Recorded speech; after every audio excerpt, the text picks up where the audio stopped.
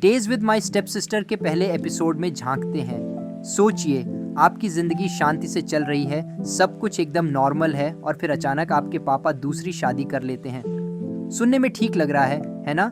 लेकिन ट्विस्ट ये है कि अब आपकी एक नई स्टेप सिस्टर संभीर आ गई है। और यकीन मानिए, ये वैसा वाला मामला नहीं है कि अरे वाह हम तुरंत अच्छे दोस्त बन गए, बल्कि ये वाला मामला है कि मुझे पता नहीं कि इस इंसान के साथ कैसे बर्ताव करना है।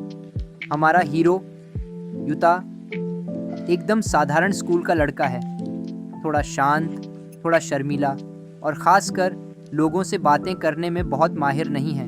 वो किस्म का लड़का जो हेलो कैसे कहें ये भी बहुत सोच समझ कर कहता है। अब उसकी नई स्टेप सिस्टर साकी, जो कि एकदम पॉपुलर, स्मार्ट और थोड़ी डरावनी पास भी लगती है। सच बताऊं तो उनके बीच का माहौल ऐसा है जैसे दो अजनबी एक ही घर में फंस गए हों। आप लगभग उस तनाव को महसूस कर सकते हैं जैसे गलती से आपने अपने दोस्त के लिए लिखा मैसेज बॉस को भेज दिया हो। समझ रहे हो ना? तो कहानी शुरू होती है जब युता की नई जिंदगी में साकी की एंट्री होती है।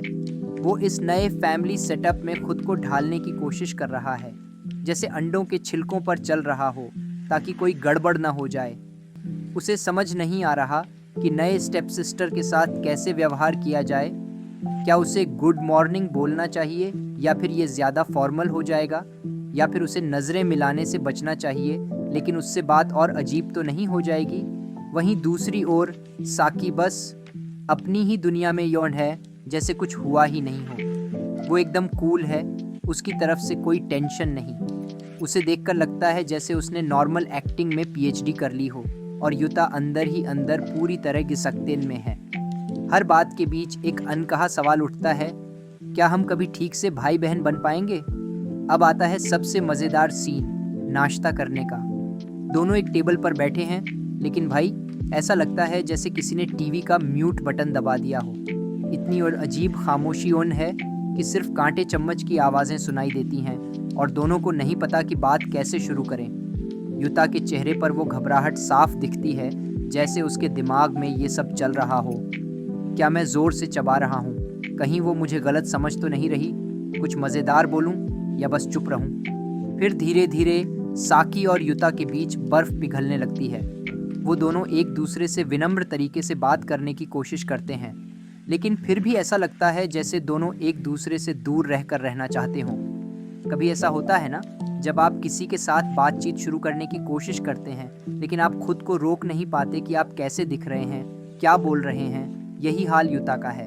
वो इतना में ज़्यादा सोचतापन है कि वो क्या सही कर रहा है या क्या गलत, कि बेचारे का दिमाग ही ठप हो जाता है। साकी, अरे भाई वो तो पॉटशिपा एकदम कूलहौन है, उसे देखकर लगता है कि वो सब संभाल लेगी। उसकी एक्सप्रेशन से ऐसा कुछ नहीं लगता कि वो परेशान है, लेकिन ये युता को और ज़्यादा घबराहट में डाल देती है।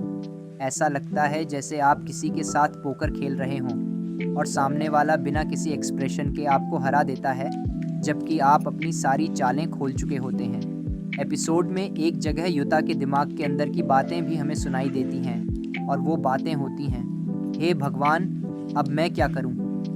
वो हर कदम पर सोचता है कि कैसे नॉर्मल बना रहे, लेकिन इस बीच दोनों के बीच छोटी छोटी बातों से थोड़ा कनेक्शन बनने लगता है और आखिर में आपको ये महसूस होता है कि चाहे ये दोनों शुरू में कितने भी अजनबी क्यों ना हों, धीरे धीरे एक दूसरे के साथ सहज हो जाएंगे। लेकिन भाई ये सफ़र आसान बायान नहीं होने वाला। एपिसोड के अंत तक आप समझ जाते हो कि इस स्टोरी में कुछ मज़ेदार और दिलचस्प होने वाला है। ये दो बिल्कुल अलग लोग अब एक ही छत के नीचे रहने वाले हैं और अब उन्हें एक दूसरे के साथ जीना सीखना पड़ेगा। शायद आगे चलकर ये अच्छे भाई बहन बन जाएं, या कम से कम एक दूसरे से कम अजीब आपास बर्ताव करना सीख जाएं। तो days with my step sister का पहला एपिसोड ऑकवर्ड सिबलिंग एनर्जी से भरा हुआ है।